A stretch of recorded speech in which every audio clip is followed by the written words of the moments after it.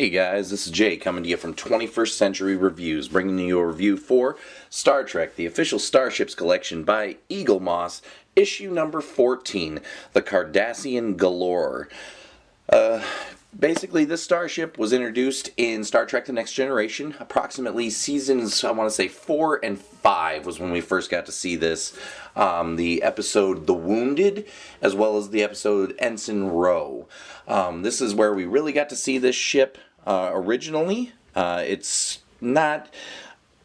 I'm not going to say it's not a glamorous looking starship by any stretch, or even to insult it by any means, because design wise I actually enjoyed messing around with this ship whenever I had a micro machine of it as a kid growing up. But I definitely I do have a few things to say about this ship in regards to this particular model of it, mostly because I base a lot of my I guess you could say opinions of these based on previous models that I've had, mainly being there was one model of it I had being the actual Deep Space Nine model kit that you could get back in the late 90s. That one was kind of interesting. And then I had my little micro machine version of it and everything, and it's not to say that this is a bad model by any stretch, but I definitely have some critiques for it and everything, and I'll try and go over as many of those as possible just to kind of give some perspective. Most of what I have to say in regards to it is that it's kind of rough to go through, so I'm just going to go through some facts first. That'll kind of give us a chance to really touch on those kinds of things and kind of give you an idea about this ship. Like I said, we got to see it in those two TNG episodes. Good episodes. Not really a huge representation to the Cardassian ship so much, but it gave us a good idea. Excuse me. Oftentimes these were referred to as the Cardassian Galor class Type 3 vessel. I have to assume there was at least 2 prior versions to it, plus experimental models, or maybe they were the versions that the Federation saw in the first Cardassian War. To be honest, though, they never really released any concept art to said items, so therefore I don't really know what they would have looked like in their previous incarnations, but... they often operated in groups of 3, which we really saw more so in Star Trek Deep Space Nine, even in the pilot episode, The Emissary. The station was surrounded by 3 Cardassian warships, and they were Galor class vessels. Often some of the names that we saw of them were known as the Traeger. That was in one of the first encounters, the Prakesh and the Aldera. There's a few others out there and everything. I just picked out a couple random names just to kind of give you an idea of what they sounded like. Generally implemented a series of different weapon systems. The main one is that little red disc you can see right there in the front section of the forward hull. That's its main... I guess the best way to describe it is main phaser array, only because that's what they referred to it as more often than not. But it was also referred to as a disruptor array. They also pointed out that there are little spots here on the front sections, the little orange square there and there. According to the specs I always read, those were shield generators, but I guess I've also been, shown and informed that they are weapons arrays of some kind. When you watch Deep Space Nine, the battle sequences in seasons 6 and 7, you get to see that these ships clearly have some aft weaponry that you were previously unaware of. Don't know if that's really a good thing or a bad thing. It's just fair to say that at least it's informative. It tells you something that you didn't previously know, but to be fair, it's okay. Excuse me. We did see one instance, and only one instance, in the Ensign Rowe episode of a Cardassian Galor actually shooting something that wasn't a array-style phaser or disruptor weapon.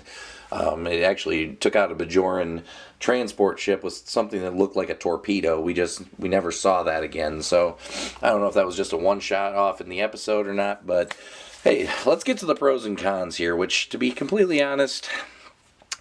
I think what bugs me more than anything about this particular model is something that's kind of silly, and it's more so that, to be fair, the details that they put on the model are actually really, really good. Aztecing wise and everything, and decal placement, I mean, it's actually getting really good marks from me. The thing that bugs me is the paint job, honestly. It's this really, really like desert sandy paint color, and to be frank, it's supposed to be yellow. It's not supposed to be brown. It's my old micro machine was yellow.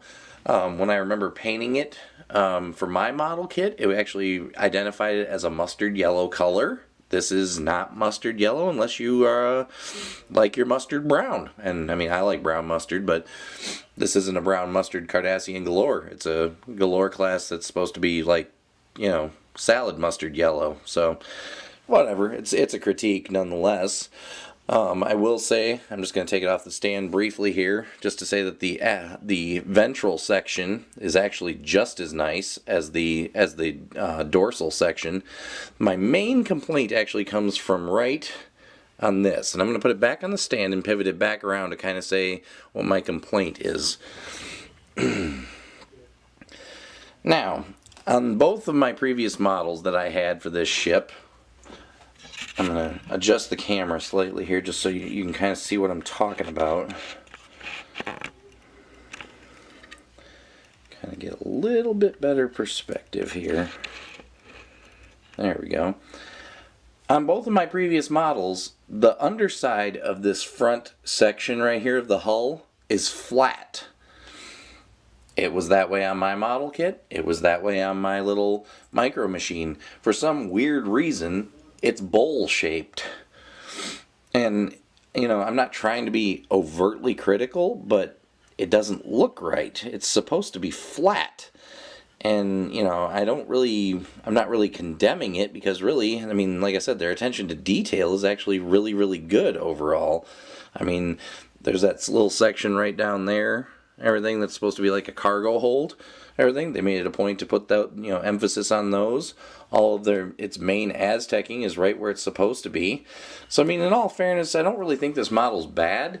I just think they tightened up on the molding of the model a little bit more, and if they had honestly made it more of a point to, keep it true to its actual color, it would actually look better. But to be honest, the way it looks now, it just looks very blah, very bland. So, paint job, I'm going to have to give it basically a failing score, because to me it's not the correct paint job. So, I'm going to have to give it a 1 out of 5. Now, decals, I actually have to give it top marks, because up in the upper corner there, I don't know if you can really see it, but we're going to make it so you can see it now that I actually have a focus. There's a Galor class emblem, and right there's Galor class emblem as well as writing. So it actually looks exactly like it's supposed to look. Everything. So, decal wise, it actually gets exactly the top marks that it deserves. Excuse me. The Aztecing and attention to details, I actually have to give it top marks as well, because, this thing didn't have a lot of decals and it doesn't have a lot of Aztecing, but where it does actually have it, it has it. I think my only other real critique is that the engines at the aft section of it, everything, are very pointy. You see that? They're very pointed. But the reason I'm not going to actually criticize this is because if you actually look at the detail that they put in there, I mean, they actually made it a point to really put some really strong detail into there.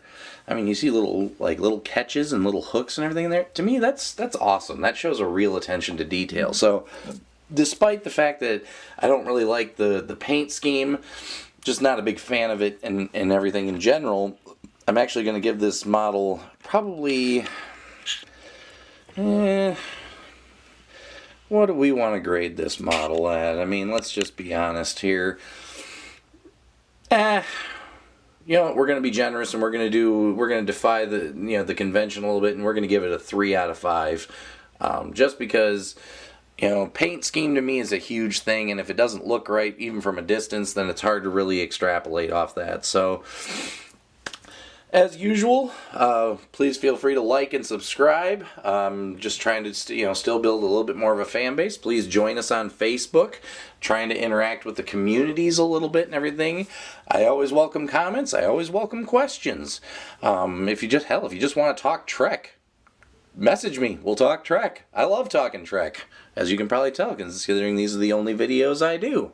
So send me a message. Like us on Facebook, like us on YouTube, subscribe to the channel, click that little like button, leave all your commentary below, and as usual, we'll see you next time.